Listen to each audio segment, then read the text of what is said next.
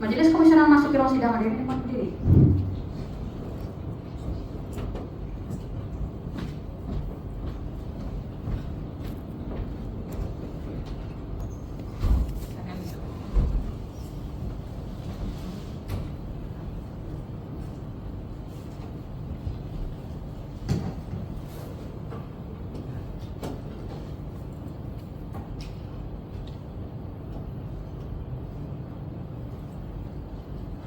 Selamat pagi dan salam sejahtera. Sidang Komisi Informasi Pusat dengan nomor register sengketa 043-12-KIP/PPS/2021 antara pemohon Hotman Tambunan dan Ita Koidia terhadap termohon Badan Kepegawaian Negara Republik Indonesia pada hari ini Rabu 12 November 2025 dengan ini dinyatakan dibuka dan terbuka untuk umum.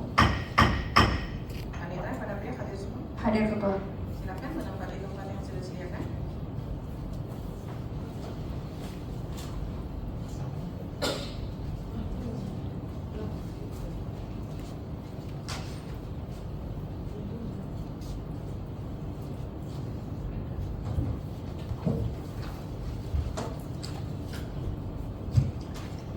Dari pihak pemohon sudah menghadiri persidangan sebelumnya? Sudah ya? Dari pihak termohon? Sudah ya? Jadi bukan orang baru ya?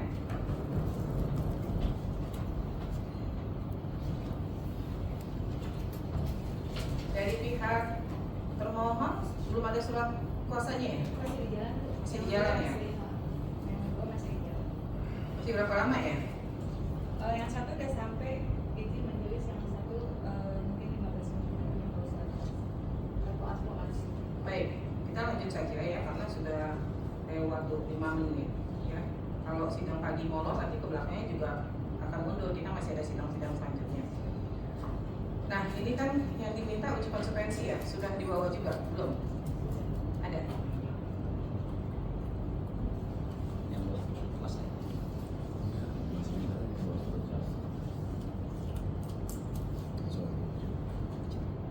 Silakan.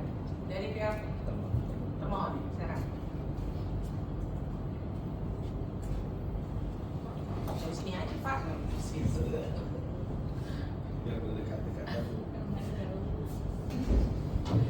Silakan Pak, hasil uji konsekuensinya ya.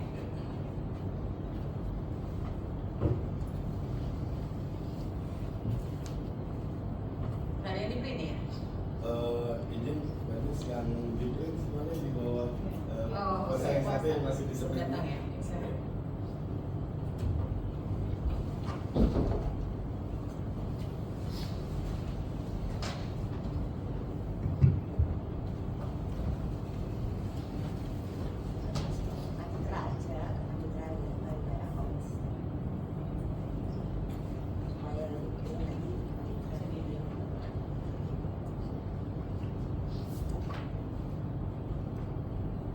Maka dibacakan aja nih, biar majelis bisa dengar semua bagian-bagian yang dibacakan. Apa yang menjadi dasar melakukannya pengecualian informasi dari pihak mana? Pemohon. Iya. Sebelumnya sudah pernah hadir di persidangan? Sudah. Oke, silakan.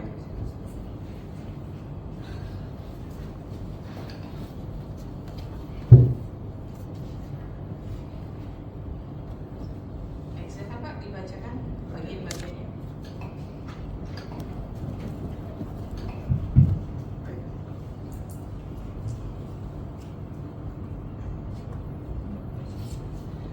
Baik majelis, ada 3 informasi yang pada pengujian konsekuensi ini kami ujikan. Yang pertama terkait dengan informasi atau dokumen tentang metode penguji soal dan hasil tentang penilaian kompetensi terhadap ASN atau calon ASN. Yang kedua, informasi atau dokumen yang berkaitan namun tidak terbatas mengenai metode penguji dan soal penilaian kompetensi. Yang ketiga, ini khusus terkait dengan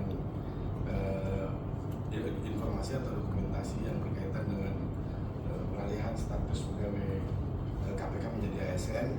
Lebih detailnya informasi atau dokumen yang berkaitan namun tidak terbatas mengenai metode penguji, kisi-kisi soal panduan wawancara, lembar kerja, dokumentasi proses dan hasil asesmen tes wawasan kebangsaan pengalihan pegawai KPK menjadi ASN. Dalam pengujian konsekuensi ini ada dasar hukum, lalu konsekuensi atau pertimbangan bagi publik jika dibuka dan jika ditutup, dan jangka waktu. Dasar hukum, kami langsung masuk ke bagian di KPK saja ya. Untuk bagian di KPK, dasar hukum proses ini adalah pasal 17 huruf C angka 1 dan angka 7 Undang-Undang Nomor 14 tahun 2008 yang menyatakan bahwa setiap badan publik wajib membuka bagi setiap pemohon informasi dan seterusnya. Dan pasal 17 huruf J Undang-Undang Nomor 14 tahun 2008 yang menyatakan bahwa setiap badan publik wajib membuka akses bagi setiap pemohon informasi publik untuk mendapatkan informasi publik kecuali informasi yang tidak boleh diungkapkan berdasarkan undang-undang. Sedangkan dalam pertimbangannya kami kenapa ini kemudian jika dibuka dan jika ditutup. Jika dibuka untuk dokumen yang tadi, apabila informasi ini dibuka untuk publik akan bertentangan dengan ketentuan peraturan perundang-undangan, diantaranya pasal 44 ayat 1 huruf C Undang-Undang Nomor 43 tahun 2009 tentang kearsipan yang menyatakan bahwa pencipta arsip dapat menutup akses atas arsip dengan alasan apabila arsip dibuka untuk dapat membahayakan pertahanan dan keamanan negara. Pasal 25 ayat 1 Undang-Undang Nomor 17 tahun 2011 tentang intelijen negara yang menyatakan rahasia intelijen merupakan bagian dari rahasia negara. Dan B, apabila informasi dibuka untuk publik dapat menimbulkan kerugian bagi pribadi seseorang berhasil evaluasi sehubungan dengan kapabilitas, intelektualitas dan rekomendasi kemampuan yang bersangkutan menjadi konsumsi publik. Sedangkan ini alasan ditutup apabila ditutup bagi publik, surat-surat alasannya adalah diantaranya adalah apabila surat-surat antar badan publik atau intra badan publik yang sifatnya rahasia bagi publik ditutup, maka akan melindungi penyelenggaraan pemerintah. Selanjutnya, apabila ditutup bagi publik, maka proses penyelenggaraan pemerintah dapat berjalan sesuai dengan ketentuan yang berlaku. B, apabila informasi ditutup bagi publik, maka penyelenggaraan pertahanan dan keamanan negara dan sistem intelijen negara akan terlindungi rahasianya sehingga badan publik tertentu dapat melaksanakan upaya pengungkapan sikap dan kesetiaan terhadap Pancasila Undang-Undang Dasar 1945 NKRI tanpa adanya gangguan. Dan C, apabila informasi ditutup bagi publik, maka kepentingan pribadi dan hak asasi yang bersangkutan akan terlindungi. Selanjutnya dalam pengujian konsekuensi ini jangka waktu yang ditetapkan oleh para pejabat yang melakukan pengujian konsekuensi pada saat itu adalah A, selama jangka waktu yang dibutuhkan badan publik dalam pengolahan sistem arsip. B, sesuai dengan ketentuan waktu yang diberikan oleh badan publik tertentu yang menyatakan pertahanan dan keamanan negara dan sistem intelijen negara. Dan yang ketiga, sesuai dengan ketentuan peraturan perundang-undangan yang berlaku. Demikian majelis yang bisa kami sampaikan terkait dengan informasi atau dokumen yang berkaitan langsung dengan proses dan hasil asesmen tes wawasan kebangsaan pengalihan pegawai KPK menjadi ASN. Terima kasih. Baik, mau saya lanjut dari pihak mana? Pemohon ya? Silakan. Terima kasih.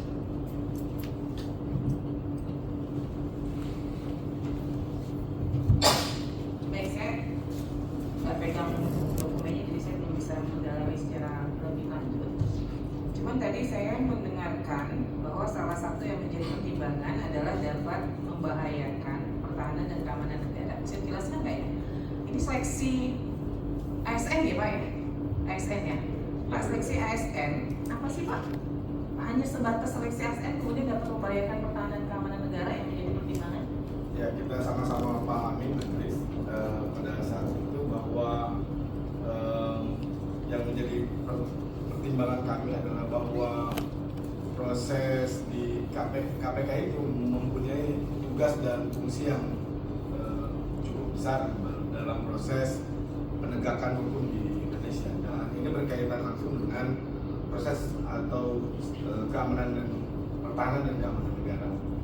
Nah, kalau menurut BKN, sekalipun itu seleksi KPK, saya nggak tahu ASN ini Bapak tugasnya apa sih Pak di sana Pak waktu itu? Kalau saya tugasnya waktu itu melakukan pendidikan anti korupsi. Ya, itu biasanya sifatnya Malah sangat terbuka. ya, itu yang saya mau tanya, informasinya transparan nggak dilakukan kepada publik? Sangat transparan, justru malah sangat transparan karena itu kan pendidikan. Ya, nah itu saya balik lagi nih, karena tadi salah satu itemnya juga ada dikatakan melindungi penyelenggaraan pemerintahan. Pak, pelaksanaan seleksi itu bukannya seharusnya terbuka kepada publik ya Pak? BKN sebagai penyelenggara.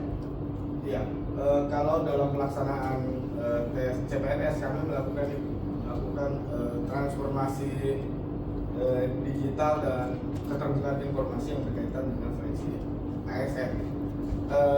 Tes CPNS kami pakai sistem CAT, lalu dipublikasi di media sosial dan sistem CAT itu sendiri melalui YouTube. Nah, kenapa kemudian untuk KPK ada pengecualian? Nah, pertama kami tidak punya instrumen itu. Instrumen CAT yang kami punya itu spesial untuk khusus, baru kami punya khusus untuk asesmen bagi calon ASN yang berangkat dari non. Saya balik ke kita kalau mengacu ke selain CPNS tadi, kalau kan melakukan juga untuk CPNS ya. Ya. CPNS itu ada psikotesnya juga nggak? CPNS, jadi tes CPNS itu kami bagi ke dalam beberapa bagian proses ya. Yang pertama seleksi administrasi. Seleksi administrasi itu dilakukan oleh instansi, menjadi kewenangan panitia seleksi instansi. Lalu kemudian ada TKD dan TKB atau SKB dan SKB, SKD dan SKB. Ini dilakukan atau menjadi kewenangan BKN selaku panitia seleksi nasional. Dan yang terakhir ada tes tambahan. Tes tambahan ini instansi atau SKB tambahan, SKB tambahan ini dibebankan kepada instansi. Yang pertama SKB intinya, dan kemudian ada SKB tambahan yang merupakan kewenangan instansi untuk menambahkan apa saja instrumen yang ingin digunakan untuk proses seleksi SKB ini. Artinya ada yang melibatkan pihak lain? Ya, di beberapa instansi ada yang menggunakan tes kesehatan, ada yang menggunakan tes fisik, ada yang menggunakan tes psikologi juga. Di beberapa bagian juga ada, di beberapa bagian instansi ada yang menggunakan wawancara. Nah itu hasilnya semua diserahkan ke BKN kan? Semuanya dalam konteks CPNS hasilnya semuanya Diserahkan ke BKN. Diolah di kami di BKN dan kemudian kami publikasikan. Artinya dari pihak ketiga, ini kan ada kerjasama dengan pihak ketiga pasti kan ya, kayak psikotes kan nggak mungkin dari institusi itu ya. Betul. Itu diserahkan semua ke BKN hasilnya? Ya, biasanya instansi menyerahkan karena panitia yang berwenang untuk menyelenggarakan seleksi tambahan itu adalah panitia seleksi instansi, maka panitia seleksi instansi itu meng-hire pihak ketiga. Pihak ketiga menyerahkan kepada instansi menyerahkan kepada BKN. Nah pertanyaan saya, ketika ini seleksi KPK melibatkan pihak ketiga, di situ ada BIN, di situ ada TNI, di situ ada BAIS. Ya, kenapa kemudian mereka berhak menguasai informasi itu, padahal penyelenggaranya adalah BKN. Sebagai penyelenggara harusnya pihak ketiga kan menyerahkan informasi itu kepada penyelenggara. Ya, kami koreksi sedikit, ada tambahan untuk penyelenggara saat itu BNPT. BNPT, oke, BNPT. Tidak tersampaikan. Ya, oke. Ya, dalam Undang-Undang 19 tahun 2019 ya, yang Undang-Undang Pengalihan KPK itu, kedudukan BKN adalah bekerja sama. Jadi posisi utamanya penyelenggaranya adalah KPK yang bekerja sama dengan Badan Kepegawaian Negara. Sehingga kami sebetulnya pada posisi kalau boleh dikatakan sebagai penyelenggara saja, event organizer dalam penyelenggaraan seleksi atau pemilihan. Jadi penyelenggara utamanya KPK? Tetap penyelenggara utamanya kalau kami baca dalam konteks undang-undang itu penyelenggara utamanya KPK. Saya ke pemohon deh. Pemohon dalam konteks kemarin waktu seleksi itu memang penyelenggaranya KPK. Kalau seperti biasanya Ibu, Ya. konteks penerimaan ASN itu dan kalau utama adalah BKN. Dimanapun instansi itu memang itu hanya panitia-panitia yang regional, istilahnya itu. Panitia internal dari badan hukum itu kan ya. Iya. Tapi kan kalau di negara ini penyelenggara untuk CPNS dan ASN pasti BKN. Iya, dan tadi pihak termohon telah menyebutkan mereka yang menentukan jenis-jenis tes apa yang diperlukan dalam rangka untuk merekrut ASN. Berarti itu bukan masukan dari KPK, Bukan. tapi memang semuanya pedomannya, aturannya semua dari BKN. Berdasarkan undang-undang tentang ASN begitu bunyinya. Jadi kalau kita baca undang-undang ASN Ibu, ya bunyinya seperti itu bahwa penyelenggaraan rekrutmen ASN di negara Republik Indonesia ini ditugaskan kepada BKN, bukan kepada instansi. Sebenarnya ada dua sebenarnya Bu. Dalam konteks kalau kita melihat undang-undang ASN itu Bu, yang menentukan formasi kan Menpan, Menteri Aparatur negara. iya, pengenalan negara. Tapi proses rekrutmennya itu tentang ASN sekalian dengan pemberian NIP-nya itu adalah BKN. Begitu bunyi undang-undang tentang ASN. Dan kalau kita bicara undang-undang 19 tahun 2019 itu adalah mekanisme dalam artian bahwa pegawai KPK yang dulunya bukan PNS harus dialihkan menjadi pegawai ASN, dan untuk itu memang perlu ada panitia internal KPK. Tetapi kalau metode tesnya apa itu ditentukan oleh BKN. Itu Bu, jadi referensinya itu jelas. Sebenarnya sih kita nggak perlu debat lagi di sini karena sudah ada referensinya. Ya, Dan itu berlaku sekarang dan mungkin besok selagi masih ada undang-undang itu. Kita kan butuh fakta persidangan ya, jadi kita pertegas saja di dalam persidangan. Dari pihak termohon, Ya, termohon. silakan bawa surat kuasa sama Bawa. hasil uji konsekuensinya, silakan.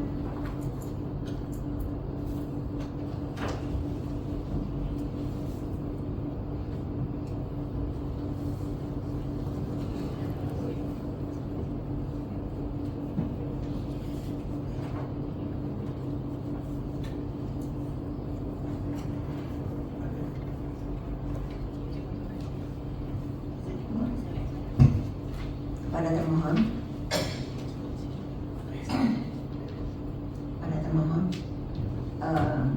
kaitannya dengan ini kan ketika ada program penerimaan seleksi dari ASN ex KPK gitu ya, tentunya kan segala sesuatunya itu ada tata kelolanya, ya kan?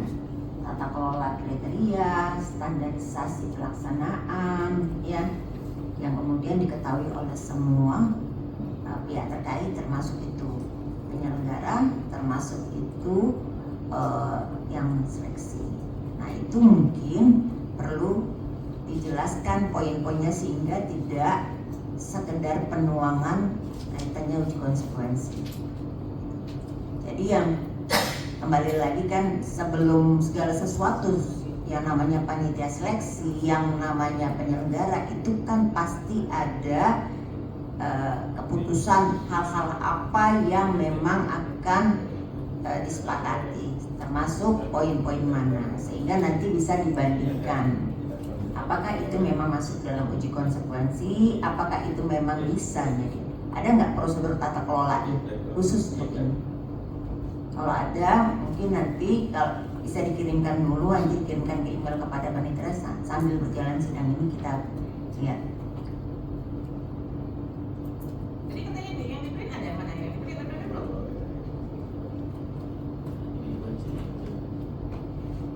Tadi beda map yang ke bawahnya. Kalau diserahkan ke panitera aja biar di print. Soft copy-nya ada. Soft copy. Sudah ya? Di print itu maaf biar majelis pegang. Soalnya kita Saya ulang lagi sambil melihat, tolong dikirim soft copy-nya juga kalau memang ada prosedur tata kelola kaitan dengan rekrutmen ini. Jadi tidak hanya untuk uji konsekuensi, tetapi untuk referensi biar belajar bersama. Ya, kalau pengalihan Kalau pengalihan pegawai KPK menjadi ASN saat itu diatur di dalam peraturan pemerintah. Jadi karena nilai spesialis, jadi ketentuannya berbeda dengan ketentuan pemerintah. Iya, makanya kan pasti ketika sebelum itu berjalan, panitia atau penyelenggara yang ditunjuk pasti ada pembahasan. Nah itu kemudian dituangkan di tata kelola, ya kan? Karena beberapa poin katakanlah notulen atau apa namanya ada nggak itu, jadi sehingga bisa kelihatan mana yang referensi mana yang bisa digunakan pada saat sebelum, bukan untuk uji konsekuensi ini, pada saat penyelenggaraan itu. Jadi sebelum melaksanakan rujukannya ada tata kelola, metodologi segala macam itu ada nggak? Ini kan memang diminta juga metodologinya. Jadi Majelis itu semuanya ada di KPK karena sesuai dengan PP 41/2020 memang penyelenggara pelaksanaan seleksi atau pengalihan ini memang di KPK ini. BKN hanya diminta untuk melaksanakan. Ya justru itu tata kelola pelaksanaannya kan nggak mungkin surat dari KPK belanda, tapi kan ada rujukan mana nih, bagaimana tata kelolanya, bagaimana itu loh. Itu diatur dalam ketentuan PP 41 tahun 2020. Bisa coba nanti diintikan dulu deh ya. Jadi maksud saya gini, saya sebagai anggota majelis bahwa ketika kan tidak hanya satu itu, jadi semua pihak yang terkait untuk penyeleksian itu ya, meskipun itu yang ownernya adalah KPK, tapi kan pihak yang diminta adalah BKN, betul kan? Nah, sama semua persepsinya, tentunya kan ada poin-poin yang menjadi tata kelola, tidak, hanya sesuai dengan PPK begitu kan, sepertinya, ya kan?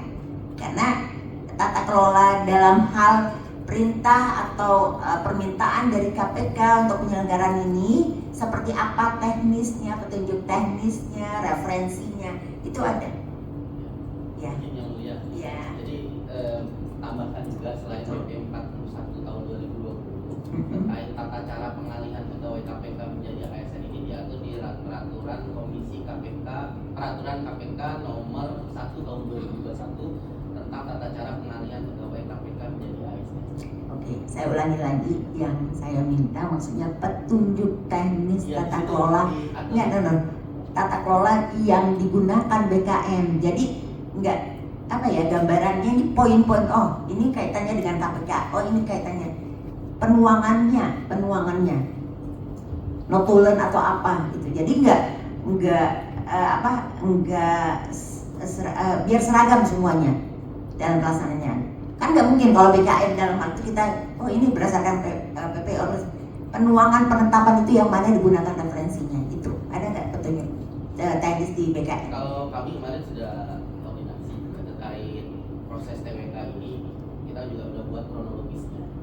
Jadi secara tertulis mungkin nanti kita sampaikan. Kronologis terkait sidang berarti. Kronologis pengalihan pegawai KPK yang menggunakan asesmen TWK. Baik, berarti petunjuk teknisnya nggak ada pada saat ada surat-surat kedinasan yang sudah memang pada sidang sebelumnya. Ya berarti tidak dituangkan di petunjuk teknis atau apa yang sama persepsi untuk sebagai penyelenggara gitu ya. Izin Majelis tambahkan, ini adalah salah satu alasan kenapa instrumen yang digunakan adalah instrumen dari TNI Angkatan Darat. Karena kami tidak punya SOP, tidak punya standar, tidak punya instrumen untuk melakukan tes wawasan kebangsaan dalam rangka pengalihan pegawai KPK menjadi ASN. Yang kami punya adalah tes atau seleksi untuk calon pegawai negeri sipil. Kalau entry level kami hanya punya itu. Sementara untuk yang pengalihan ini kami tidak punya instrumennya, sehingga kami kemudian melaksanakan bantuan kedinasan meminta bantuan kedinasan ke instansi lain yang memiliki instrumen tata kelola tes yang lebih representatif untuk melakukan pengalihan pegawai KPK menjadi ASN ini. Gini yang mulia. Jadi gini yang mulia, saya coba jelaskan sedikit ya. Jadi memang yang mulia, kalau rekrutmen ASN biasa itu di BKN itu ada namanya undang-undang, sama dengan katakan. Ada PP juga untuk ASN biasa. Setelah ada PP ada juga peraturan kepala BKN. Ada itu komplit itu. Untuk KPK ini nggak ada sama sekali yang mulia. Nggak ada yang namanya petunjuk teknis di BKN, itu tidak ada. Bahwa justru itulah kami minta sebenarnya, karena seharusnya di petunjuk teknis itu ada kriteria di situ. Jadi misalnya kalau misalnya dia itu ASN entry level, di situ ada disebut nilainya lulus sekian, sehingga tidak menjadi ada suatu diskresi atau bahkan disebut metode rekrutmen ini menjadi metode untuk menyingkirkan seseorang. Nah, karena tidak ada itu, justru itu yang kami curiga. Ini adalah hanya metode untuk menyingkirkan seseorang. Tadi terlalu banyak debat-debat yang dilakukan oleh teman-teman ini. Kasihan juga mereka ini sebenarnya. Jadi menjadi berbohong, akhirnya membuat kebohongan-kebohongan baru, akhirnya menutupi banyak kesalahan. Kasihan sebenarnya teman-teman ini bukan. Maksud saya gini, memang nggak ada yang mulia, langsung aja jawab nggak ada, gitu selesai. Kasihan juga kalian kalau terus menutupi kebohongan-kebohongan yang tidak perlu, supaya lebih baik negara ini. Justru itu yang mulia kami minta. Nggak ada semua itu, dan itu kami minta harusnya ada. Karena memang untuk suatu rekrutmen harus ada kriteria itu, sehingga tidak tergantung kepada seseorang mengatakan si A nggak usah loloskan, si B coret, si C tidak coret, kan gitu yang mulia. Karena yang mulia ada juga orang tidak tes tapi lulus. Itu kondisinya seperti itu. Jadi teman-teman tolonglah supaya teman-teman juga kan punya anak cucu nanti supaya lebih baik negara ini. Kami kesini bukan untuk kami lagi. Ya, nanti ngomongnya ke majelis aja. Itu yang mulia. Ya. Jadi Tambahan. sebentar. Jadi kalau dari yang majelis gali pada persidangan yang sebelumnya, memang terkait kertas kerja dasar ajuan dari BKN sudah menyatakan tidak ada, ya kan? Tidak dimiliki, ya, tidak dimiliki oleh BKN, ya, artinya tidak ada oleh BKN. Bahwa kemudian itu dilakukan oleh pihak ketiga, nanti kami dalam persidangan berikutnya kami akan memanggil nih semua nih yang terkait sini, TNI, BAIS, BIN, BNPT termasuk Pan RB juga akan kami minta keterangannya terkait hal ini. Supaya kami mau tahu nih, ini tadi ada disebut leg spesialis, kenapa kemudian seleksi ASN KPK ini kemudian menjadi khusus gitu loh dibanding dengan yang lainnya gitu. Apa sih yang menjadi persoalan gitu, kenapa jadi leg spesialis banget gitu ya, padahal tupoksinya sama-sama aja dengan ASN lain ya, nggak ada yang perlu dirahasiakan atau ditutup-tutupin gitu ya. Sudah ada sesuai konsekuensinya. Majelis silakan kalau ingin nanti digali lagi, nanti baru ke Bapak ya, sebentar ya. Yang pertama, pihak termohon ini kan yang saya bayangkan jadi semacam joint committee gitu ya, panitiaan bersama, betul? Bantuan ke dinas. Kalau BKN dengan BAIS, dengan dinas psikologi TNI Angkatan Darat itu bantuan ke dinas. Memang terkait tes moderasi. Kan jadi kan dia kepanitiaan bersama. Seleksi ini dilaksanakan dalam bentuk panitiaan bersama gitu ya. Kira-kira begitu ya Bu ya. Lalu kemudian pihak yang terlibat BKN, BIN, BAIS, BNPT, TNI ya.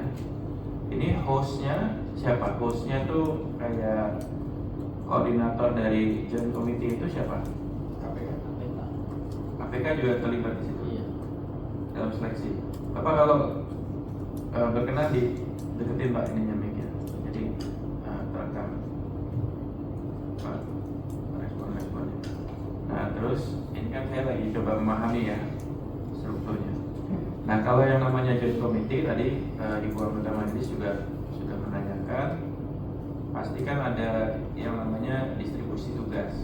Ini joint committee secara umum begitulah, ada beberapa otoritas, mereka punya tupoksi masing-masing, punya struktur vertikalnya masing-masing gitu kan, ada pimpinannya masing-masing, tapi mereka bergabung dalam satu penugasan yang sama.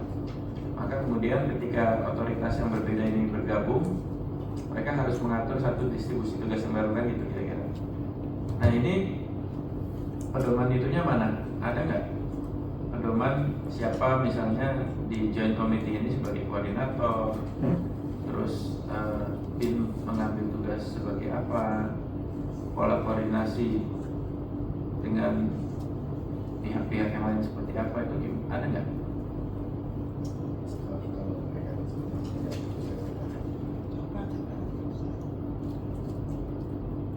Saya sebenarnya menerjemahkan menerjemahkannya tadi aja.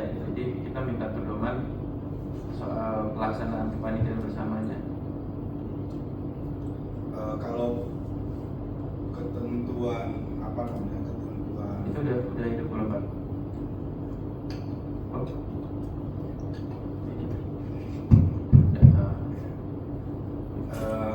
Kalau ketentuan rujukannya yang di PP 41 tahun 2020. Tapi kalau ternyata pasti ada diskusi-diskusi yang rapat-rapat yang berkaitan dengan itu, pasti ada di lingkungan internal KPK yang Ada nggak itunya tertulisnya?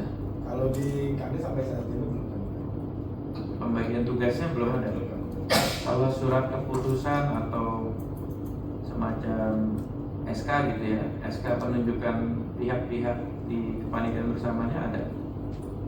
Belum kami terima juga. Rencananya. Maksudnya belum kami terima atau belum kami cari?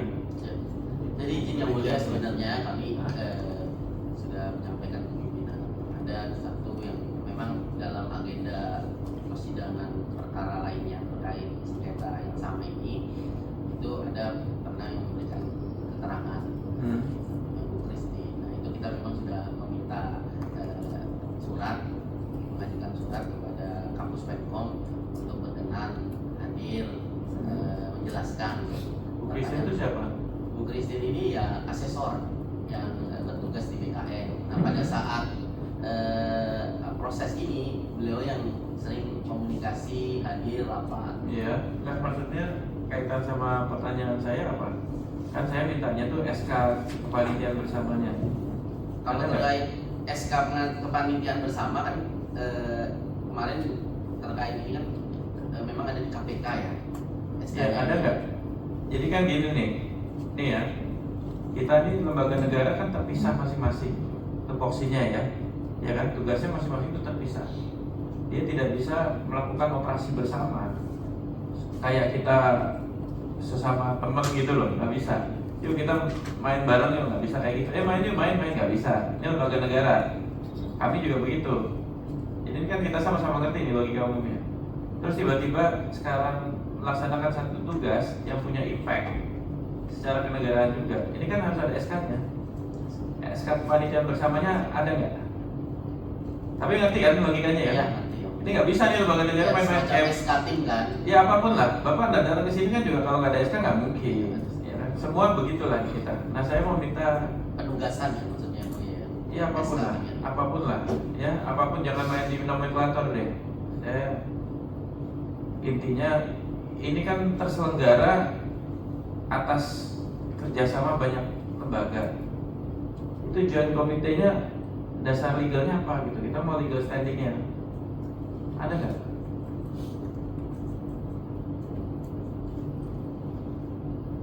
Karena kan nggak mungkin main tiba-tiba main yuk main yuk kayak anak-anak itu kan teman gitu. Ya main yuk bikin ini yuk bikin ini. Nah SK-nya itu mana? Baru nanti saya minta soal pedoman pembagian tugasnya. Ini tugasnya apa, ini tugasnya apa, sehingga tadi yang terjelaskan apa, sehingga yang tadi yang tersampaikan oleh pihak termohon itu terjelaskan apa, ada yang bagian ini gitu. Ada nggak SK-nya?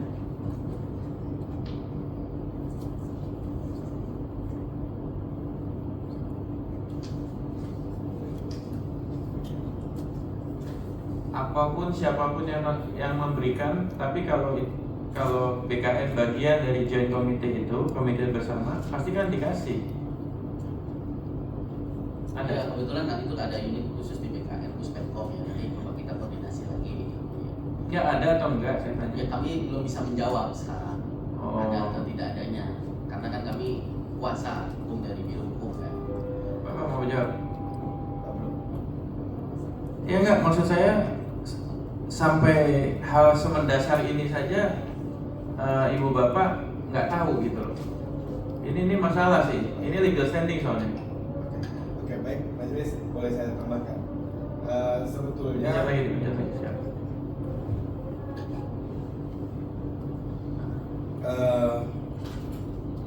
sebetulnya dalam proses ini ada perjanjian kerjasama antara BKN dengan KPK, perjanjian kerjasama antara BKN dan Untuk pelaksanaan untuk seleksinya. pelaksanaan seleksi. Ini Itu kan ada. Ini kan Tapi- tadi kenapa nanya? Soal- Makin nanya. Kenapa beda? Tadi bilangnya SK putusan tapi tim atau Jelasin dulu deh, jelasin. Enggak, kita jangan bermain di nomenklatur deh. Nomenklatur bisa macam-macam. Tapi Ya. substansinya apa legal standing dari pelaksanaan ini kan gitu. Ada proses swakelola, walaupun dari awal ada surat swakelola yang diperjanjikan antara BKN dengan KPK, walaupun pada kenyataannya ini juga telah diuji di Ombudsman dan termasuk di PT UN yang di luar itu kenapa ada, kami ceritakan sedikit kenapa kemudian ada perjanjian kerjasama swakelola ini. Ini dimaksudkan untuk proses pembayaran dan pembagian tugas dan wewenang masing-masing instansi. Nah, walaupun pada kenyataannya kemudian awalnya kan memang proses ini akan di handle secara pembiayaan oleh KPK, lalu kemudian karena dan lain sebagainya, dan itu sudah sudah didiskusikan di persidangan di instansi lain ya, di peradilan lain. Tapi itulah yang menjadi prinsipnya. Oke, itulah yang dasarnya menjadi- berarti legal standingnya Ya, itulah itu perjanjian bersama. betul, itu yang Bisa menjadi- diperlihatkan nggak perjanjian bersamanya? ada soft. Iya udah, coba. Nggak, kita jangan main di nomenklatur, main istilah, nanti kita adu banyak perbendaharaan kosakata. Kita lihat substansinya.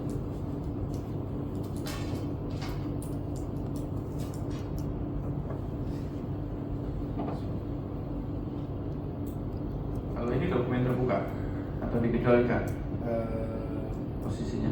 Saya kurang tahu karena itu waktu itu pernah dijadikan bukti di persidangan itu ada putusan. Izin yang mulia. Lalu ya, ntar dulu saya lihat dulu ya. Itu kan kontrak pengadaan itu.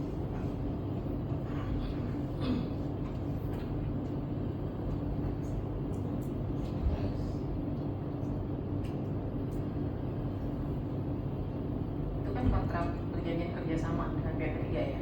Antara KPK dengan BKN yang mulia. Ya, perjanjian kerjasama kan. Ya. Nah, Ada juga. menurut pihak termohon perjanjian kerjasama itu terbuka atau tertutup? Terbuka kan? Tapi ini produknya.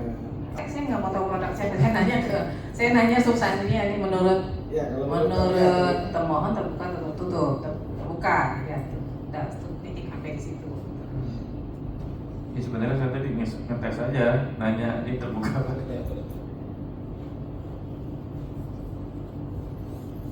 Nah, kalau perjanjian kerjasama dengan pihak ketiga, Kalau izin yang mulia, kalau terkait dengan BAIS, dengan Dinas Psikologi TNI Angkatan Darat, jadi kami ceritakan memang seperti yang disampaikan rekan kami bahwa kami tidak punya instrumen untuk TWK yang meliputi tes tulis indeks moderasi bernegara, kemudian profiling dan wawancara yang terkait permintaan KPK. Hingga kami meminta bantuan kedinasan. Nah, kami hanya bersurat yang mulia. Nah, itu memang informasi dari itu termasuk klasifikasi yang dikecualikan bantuan kedinasan. dengan surat. Iya betul, dengan surat kan. Tapi kan untuk dalam hal ini untuk proses seleksi, ya kan. Nah, ada perjanjiannya juga kan? Kita pakai surat menyurat aja yang mulia. Gak ada perjanjian kerjasama. Bantuan kedinasan kita dengan surat menyurat. Terus di dalam surat menyurat itu ada nggak yang menyatakan bahwa hasil dari kertas kerja dan sebagainya yang dihasilkan itu diserahkan Jadi kepada karena bantuan kedinasan, otomatis kami untuk kertas kerja, untuk SDM-nya kita serahkan kepada yang kita mintakan bantuan kedinasan, dalam hal ini Dinas Psikologi TNI AD dan BAIS. Nah, terkait hasil TWK pun pernah kan juga di sini, kita termasuk yang rahasia, dan waktu itu juga sudah sempat ditemukan waktu PS ya, pemeriksaan tepat langsung di kantor KPK hasil TWK-nya. Nah, sekarang bagaimana? Kalau BKN tidak menyimpan hasil TWK. Bukan, bagaimana BKN sebagai penyelenggara mempertanggungjawabkan ketika peserta seleksi meminta hasil? Kalau ini saya mengacu ke ini ya, kalau kita mencermati hasil uji konsekuensi yang dilakukan oleh BKN, ini pertama, saya nggak tahu apakah belum pernah melakukan uji konsekuensi ya PPD-nya, siapa PPD-nya? Sudah pernah? tahu kan jangka waktu itu harus ada angkanya kan? Itu jadi konsekuensi kami pertama kali melakukan Ini? Ya. Jadi selama ini belum pernah? Nomor 1 dan nomor 2 tahun 2021. Sebelumnya BKN tidak terlalu optimal ya dalam pelaksanaan sebelum tahun 2021. Ya, di sini jangka waktu rahasia negara saja hanya boleh ditutup 30 tahun. Ini jangka waktunya tidak dibunyikan. Jadi sesuai dengan ketentuan yang ditentukan oleh badan publik. Badan publiknya nanti mau mengecualikan 100 tahun, dikecualikan di 100 tahun nih. Nggak bisa publik mengakses informasi. Itu yang pertama. Yang kedua, dasar hukumnya semuanya mengacu ke Undang-Undang KIP. Saya tidak menemukan di sini ada peraturan BKN yang menyatakan itu dikecualikan. Padahal pasal 17 Undang-Undang KIP itu hanya mengatur bagian-bagian mana saja yang masuk dalam kategori pengecualian. Tetapi harusnya ada, misalnya peraturan BKN nih sudah menyatakan misalnya terkait instrumen, kompetensi dan sebagainya, informasi yang dikecualikan, baru dilakukan kajian nih hasil uji konsekuensi. Jadi nggak bisa nanti semua badan publik mengacu ke pasal 17 dikecualikan semua informasi yang dikuasai badan publik. Kemudian ya terkait informasi tentang metode penguji soal hasil tentang penilaian kompetensi terhadap calon ASN.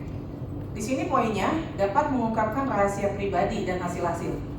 Tapi kemudian poin berikutnya dicantumkan nih. Apabila pihak yang rahasianya diungkap memberikan persetujuan tertulis, kan ini yang minta pemohon, minta hasilnya sendiri. Kenapa kemudian dikecualikan? Itu loh pertanyaannya. Ini bukan untuk publik loh. Pembuatan uji konsekuensi ini mindsetnya bukan publik, bahwa iya publik untuk publik dikecualikan, tapi untuk pemohon informasi dia meminta hasilnya sendiri. Dia nggak minta, Bapak Ibu nggak minta hasil orang lain kan? Minta hasil sendiri kan? Hasil sendiri loh. Nah pertanyaan saya, kenapa hasil sendiri dikecualikan? Bagaimana bagian transparansi di pihak termohon terhadap penyelenggaraan seleksi ASN? Jadi izin yang mulia terkait jadi kalau terkait hasil itu kita pada tanggal 27 April 2021 dua tempat di kantor Kemenpan terkait hasil asesmen TWK itu kita langsung serahkan kepada Sekretaris Jenderal KPK sehingga kami tidak menguasai atau tidak berada dalam penguasaan kami hasil TWK itu. Nah, dalam sidang perkara sebelumnya juga sudah pernah hasil TWK-nya diserahkan ke Sekjen KPK yang disaksikan oleh Menteri Pan-RB, Ketua KPK dan para wakil Ketua KPK. Sekarang begini, Tanggal BKN sebagai 22 penyelenggara, ya kan? Ya. BKN menyerahkan hasilnya, oke, hasil aslinya semua diserahkan ke KPK. Pertanyaan saya, BKN sebagai penyelenggara ya, pemohon tidak akan minta ke Sekjen KPK karena penyelenggaranya adalah BKN. Ketika pemohon minta ke BKN tidak punya arsip dokumen, itu tanda tanya besar. Karena penyelenggaranya adalah BKN. Pertanyaan saya, ketika menyerahkan kepada KPK, masa sih nggak punya arsip? Memang seperti itu faktanya. Nah, kenapa tidak diarsipkan? Pertanyaannya. Penyelenggaranya BKN loh, penguasa informasinya adalah BKN. Karena yang menghasilkan informasi itu BKN, bukan KPK. Maka orang kalau butuh informasi, ini seleksi dilakukan oleh di seluruh Indonesia. Ketika dilakukan seleksi CPNS dan bermasalah, orang larinya tidak ke badan publiknya. Seleksi misalnya di Kementerian Komdiji, orang tidak minta ke Komdiji, mintanya ke penyelenggara. Penyelenggaranya siapa? BKN. Pertanyaan saya, kalau BKN tidak punya arsip, gimana penyelenggara negara kita? Gak punya arsip loh. Iya, faktanya seperti itu ya. Nah, saya sekarang bertanya, kenapa? Pertanyaan saya, kenapa tidak diarsipkan? Ya memang itu klasifikasi rahasia negara dan memang nggak bisa dipublikasikan atau Seleksi ASN rahasia negara itu di mana poinnya? Karena ini bukan seleksi ASN. Kalaupun rahasia itu bukan berarti dihilangkan atau kita nggak menghilangkan. Kan ada pengecualian informasi. Iya. Masa Kenapa nggak ada? sekelas BKN tidak bisa menyimpan informasi yang bersifatnya rahasia? Sekarang kalau dokumen negara hilang, BKN dengan enak mau minta aja ke Sekjen KPK. Itu tanggung jawab Sekjen. Nggak bisa, tanggung jawabnya ada di BKN sebagai penyelenggara. Izin Mbak Tis. Izin Mbak Ketua. Saya. Izin. Izin Mbak menambahkan. Penyelenggaranya saya koreksi sedikit, tetap KPK. Kami dimintakan bantuan untuk melaksanakan seleksi pemilihannya dan instrumen petugas, asesor dan lain-lain itu tidak menggunakan instrumen asesor kertas kerja dan lain-lain. Pak, Bapak tidak bisa berlindung di balik bahwa Bapak tidak punya instrumen itu. Karena saya mau tanya, penyelenggaranya KPK yang melakukan tadi Bapak bilang di sini bantuan kedinasan dengan pihak ketiga, KPK atau PKN? PKN. Penyelenggaranya PKN, Pak. Gimana Bapak mau bilang KPK? Penyelenggaranya jelas-jelas PKN. Kalau itu penyelenggaranya KPK, maka yang melakukan bantuan kedinasan adalah KPK. Ya betul.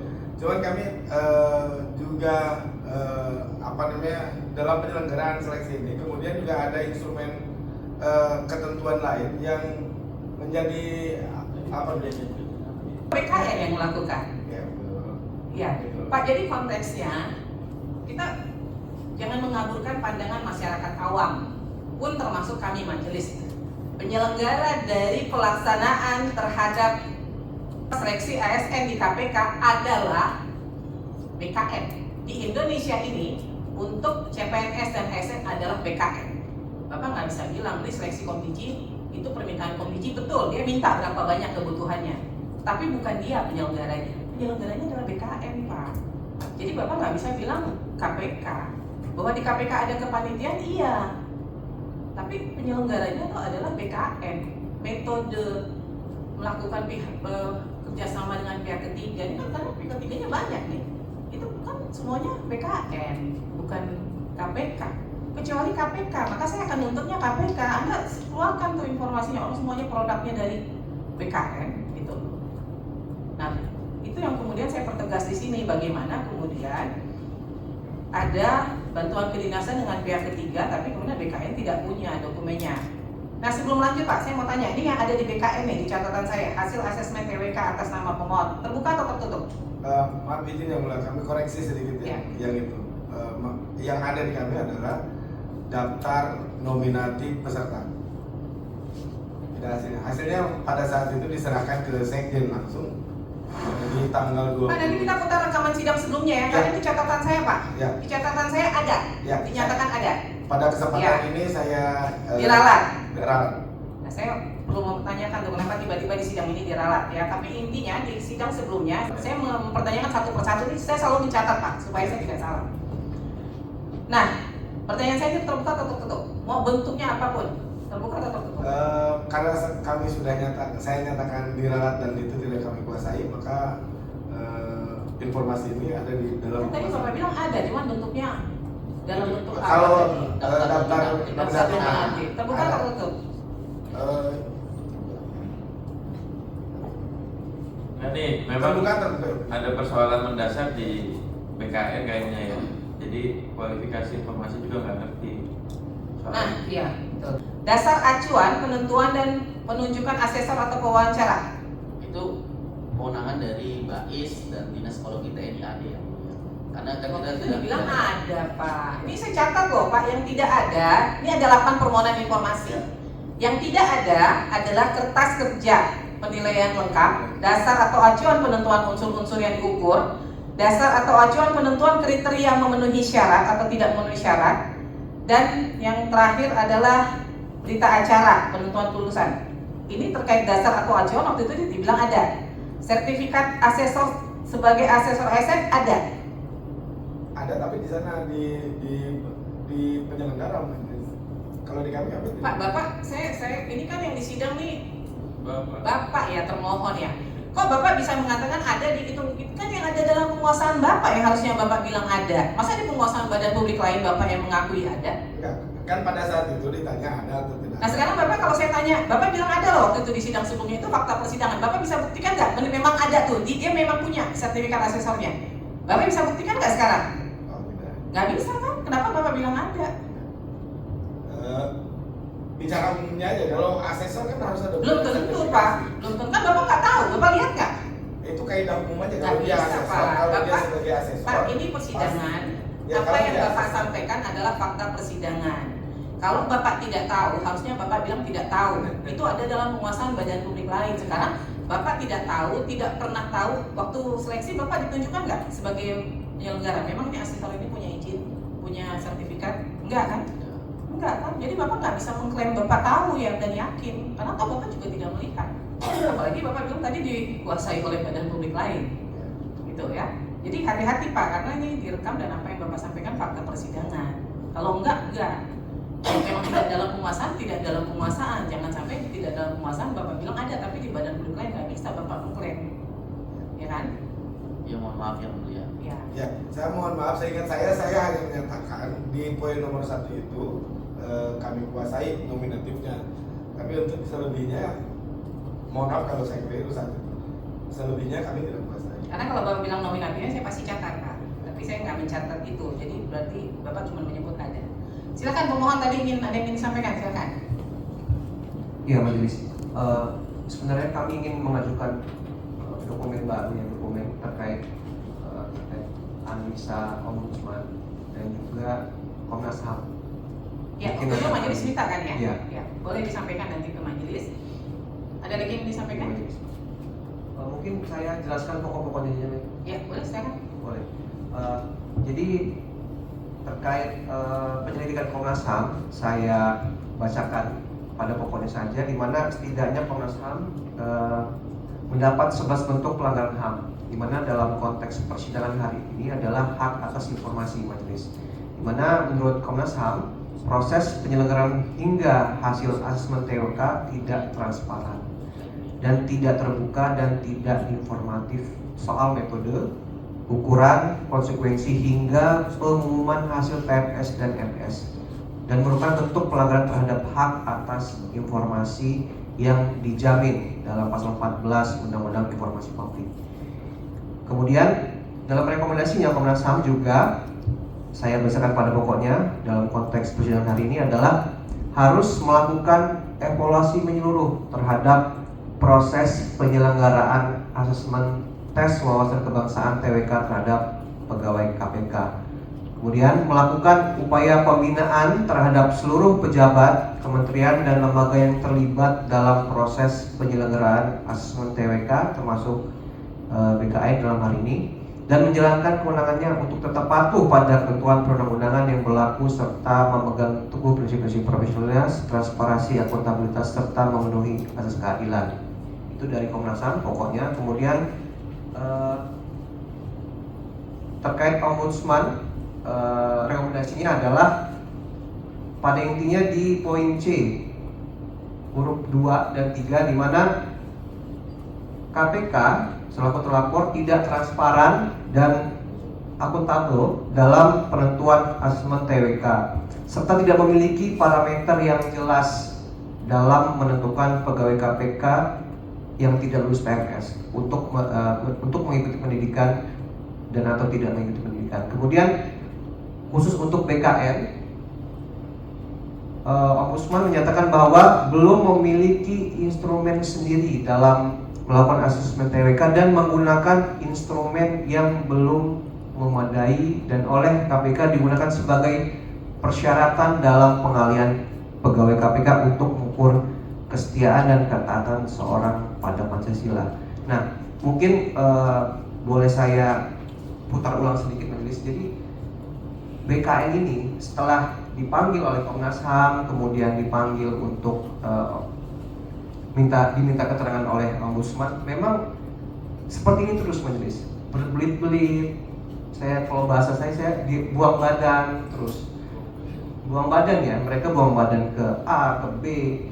Jadi kebingungan yang majelis lihat tadi itu tuh akan sudah berulang kali pada saat tahap komisi di Komnas HAM maupun di Ombudsman. Jadi sudah tidak heran lagi kami melihat termohon yang selalu berkelit, selalu mengarahkan ke normatifnya saja gitu, tidak ada substansi gitu yang dapat diterangkan kepada kami. Mungkin itu tambahan. Ada yang ingin tambahkan? Itu aja yang mulia.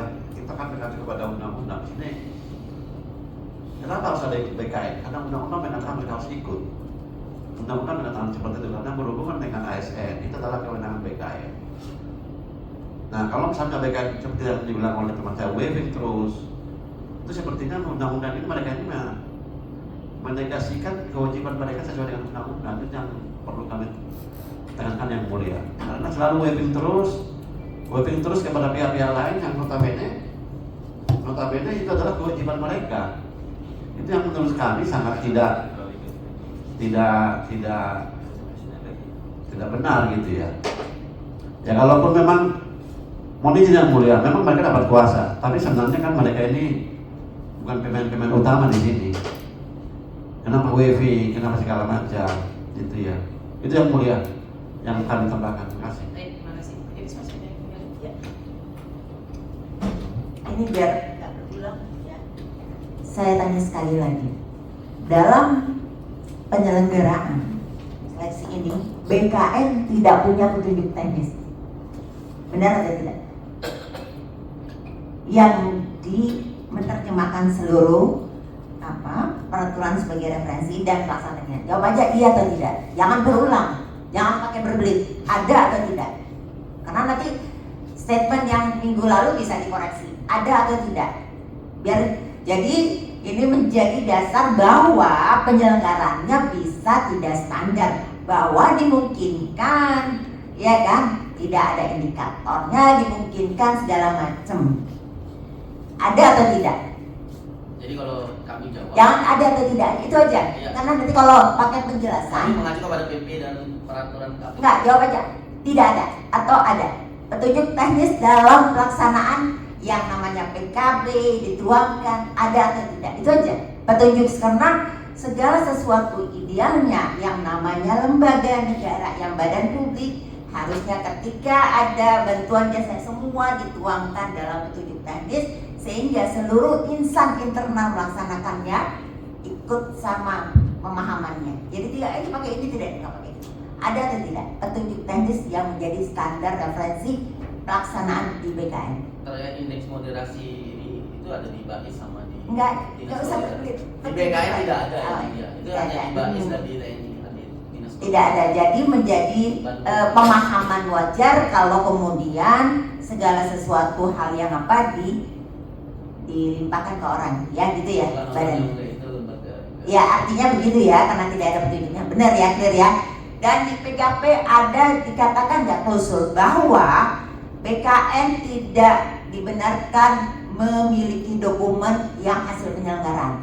Ada nggak kata-kata itu di PKP PKI ya perjanjian kerjasama atau perjanjian, ada nggak? Kalau tidak ada berarti PKN memang sebetulnya bisa ada dokumen itu atau memang tidak komit gitu. Jadi Ada intinya Pak? ya, kalau di kronologis yang kami sampaikan nanti itu memang semua hasil TWK itu diserahkan. Bukan di perjanjian, saya mau bertanya, ada nggak klausul bahwa BKN tidak dibenarkan menyimpan dokumen hasil seleksi? Ada nggak? Karena segala sesuatu yang dihasilkan BKN itu adalah termasuk informasi publik. Dan segala sesuatu yang tidak didokumentasi bisa menjadi potensi resiko. Ya, tidak sesuai dengan undang-undang. Kalau ada, berarti memang patut pada perjanjian tersebut. Kalau tidak ada, berarti apa dasarnya kebijakan sehingga menyerahkan tanpa mendokumentasi? Ada nggak referensinya mengatakan di internal, referensi internal bahwa tidak dibenarkan BKN menyimpan dokumen hasil seleksi? Kalau referensi internal tidak ada, Mbak. Atas keputusan siapa tidak menyimpan? Ini ada peraturan, ada keputusan Panglima TNI AD nomor SK 201 Iya. garis miring 6 2026 tentang petunjuk pelaksanaan penelitian personel di lingkungan tentara TNI. Memang ini instrumen itu kan memang digunakan untuk TNI AD pada awalnya. Iya. Itu digunakan untuk Pengalihan KPK. Ya, artinya. Nah inilah yang menetapkan pada pasal pada 4 angka 2 huruf B 22 huruf B angka 2 yang menjelaskan bahwa keputusan yaitu. Jadi saya lanjutkan yang mulia izin. Jadi terkait petunjuk pelaksanaannya itu diatur di dalam surat keputusan Panglima TNI tahun 2026 tahun 2006. Kemudian juga surat Kepala BAIS tanggal 7 Juli 2021. Kemudian juga surat Ya. Kepala BNPT. Ya, berarti begini saja. Kan itu kan lembaga lain. Idealnya untuk pelaksanaan yang bantuan kedinasan harusnya dituangkan kembali dengan petunjuk teknis internal, ya kan? Merujuk kemana semua.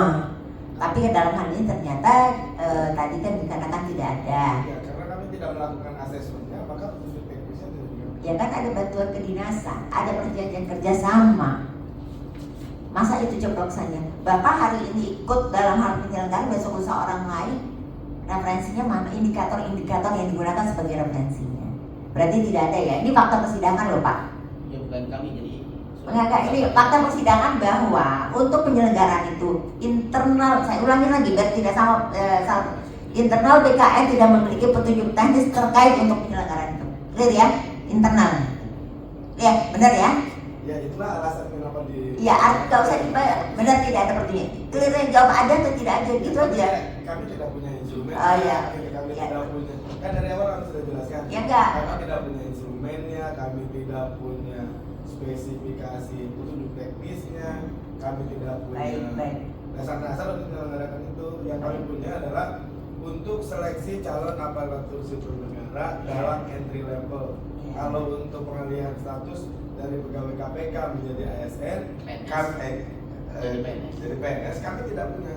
Sehingga karena alasan itulah kami serahkan atau kami minta dalam konteks bantuan kedinasan ke instansi lain. Dalam konteks ini adalah dinas Ya, psikologi. berapa Pak? Tadi kan udah dijelaskan Pak. Berarti kan jawabannya hanya tidak ada. Jadi berdasarkan clear ya pemohon ya. Berarti BKN tidak memiliki dalam penyelenggaraan itu diminta bantuan kedinasan, tidak ada petunjuk teknis standarisasi, semua merujuk pada pemahaman masing-masing. Benar ya Mulia, tapi juga yang Mulia juga perlu melihat dokumen-dokumen yang diberikan tadi, karena ada beberapa hal yang di dokumen-dokumen sebenarnya bukan seperti itu bunyinya. Mungkin nanti yang Mulia boleh melihat yang disebutkan dengan kepala baik keputusan Panglima itu. Kami sudah melihat itu dan kami mengatakan bukan seperti itu yang dimaksud di dalam dokumen-dokumen itu. Silakan nanti yang Mulia, kalau boleh nanti diminta dokumen-dokumen sebagai alat Kami permohonan. berikan video. Ya, saya kira gini ya, ini kan persidangan dasar utamanya legal standing, bukan retorika. Jadi yang paling penting tuh kita paham kalau tadi pihak termohon bilang tidak punya ini, panitia tidak punya dasar, seleksi tidak punya petunjuk, ya kan? Itu hati-hati kalau nanti kita memahaminya berarti ini seleksi bodong gitu. Panitianya juga panitia bodong yang melaksanakan satu hasil, lalu impactnya punya impact kenegaraan dan nasibnya secara kelembagaan negara, tapi dasarnya nggak ada. Saya hanya mengingatkan pihak termohon harus menyiapkan semua legal standing yang ada, karena itu yang menjadi dasar, bukan retorikanya. Apalagi retorikanya nggak bagus-bagus banget Pak. Bapak jangan terlalu gaya dengan gaya retorikanya, bisa meyakinkan kami. Jadi yang paling penting itu di bawah legal standingnya. Pertama, joint committee itu harus ada legal standingnya. Kepanitiaan bersama yang melibatkan banyak lembaga negara itu harus ada. Kalau tidak, kepanitiaan itu akan dianggap kepanitiaan bodong.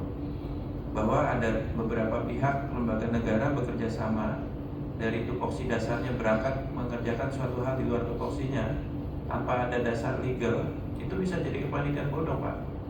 Saya pakai bahasa umum aja, kan Bapak tadi bilang common sense kan, bahasa umumnya itu kepanitiaan bodong Pak. Yang kedua, kemudian tahap-tahap yang Bapak sebutkan, sehingga menjadi argumen, saya ulang istilahnya ya, agar Bapak tidak meleset. Sehingga menjadi argumen di beberapa tahap tertentu Bapak tidak menguasai, ada istilahnya informasi tidak dikuasai, ya kan?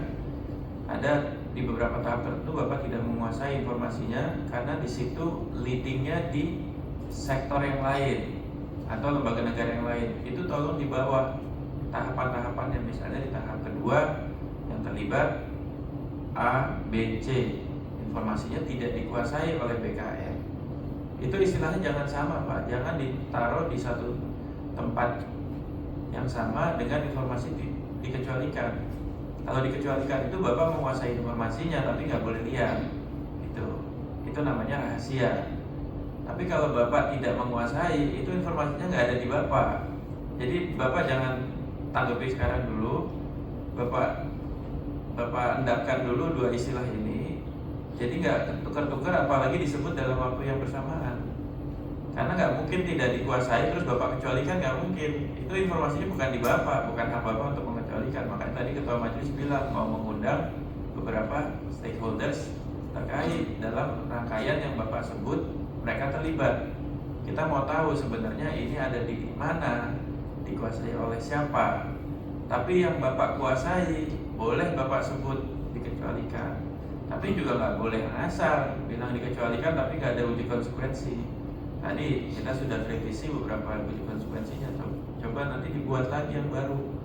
Konsekuensi melihat hasil ini misalnya bisa apa, membahayakan negara segala macam. Tapi jelasin membahayakannya itu kayak apa gitu loh. Ya Pak ya, jadi kita fakta persidangan nggak bisa Pak main retorik. Harus ada legal standing. Mulai dari legal standing yang tadi Ibu anggota majelis sampaikan, ya masalah petunjuk teknis. Kalau memang ada disampaikan. Lalu kemudian kalau memang ada joint committee dan faktanya memang ada, joint committee itu berwenang sekali untuk mengakhiri nasib beberapa ASN kan. Loh kok bisa ada kewenangan yang dilaksanakan oleh joint committee yang nggak punya legal standing? Kalau memang belum ditunjukkan kan kita bilang nggak ada. Ya, pihak termohon tolong di persidangan berikutnya hadirkan fakta-fakta tertulis yang bisa menjelaskan bahwa kepanitiaan seleksi ini bukan panitiaan bodong dan seleksi bodong. Itu aja sih. Baik, jadi kepada termohon pada persidangan berikutnya saya minta untuk menyiapkan dan membawa dokumen. Yang pertama adalah perjanjian kerjasama antara BKN dengan KPK. Kemudian yang kedua, surat-surat kedinasan tadi itu dengan pihak-pihak yang terkait seleksi ini. Dan yang ketiga, semua dokumen lainnya yang terkait yang dalam penguasaan BKN. Ya. Kemudian Panitra, pada persidangan berikutnya saya minta untuk dipanggil menjadi saksi dan dimintain keterangannya. Yang pertama adalah BNPT, yang kedua TNI, yang ketiga BAIS, yang keempat BIN, yang kelima KPK, yang keenam PAN RB, yang ketujuh Ombudsman, dan yang kedelapan Komnas HAM. Jadi kami akan meminta keterangannya semua berkaitan dengan pelaksanaan seleksi PNS KPK ini. Ya. Jadi ini nggak lempar-lempar tanggung jawab ini, siapa yang menguasai informasinya, siapa yang memang memproduksinya, ini kan harus jelas gitu ya. Jadi itu ya sudah dicatat ya. Nanti disperkan untuk pemanggilan 8 orang ini itu waktunya setengah jam. Jadi kalau kita sidang dulu, karena nanti kan untuk pemeriksaan dokumen kami akan lakukan secara tertutup. Ya, jadi kalau misalnya pemanggilannya jam 9, maka untuk yang saksi ini semua dipanggil jam setengah 10, tidak akan setengah jam, supaya mereka tidak menunggu terlalu lama. Ya. Ada lagi yang ingin disampaikan? Izin betul. Jadi tadi yang mengenai supaya tidak berubah-ubah.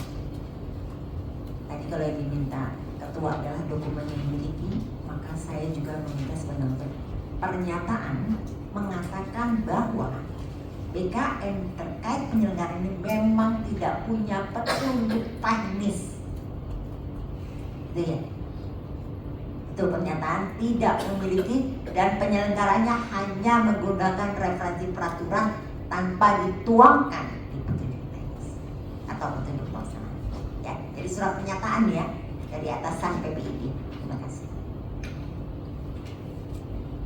PPID malah atasan PPID. Pejabat yang tertinggi dari BKN.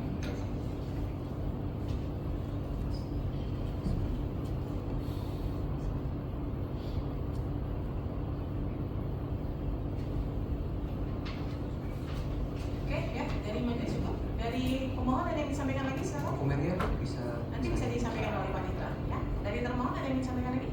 Cukup ya? Cukup ya, jadi sidang hari ini kita cukupkan sampai di sini. Nanti kita akan dengarkan keterangan dari saksi. Ada dari pihak pemohon termohon ada yang ingin menghadirkan ahli?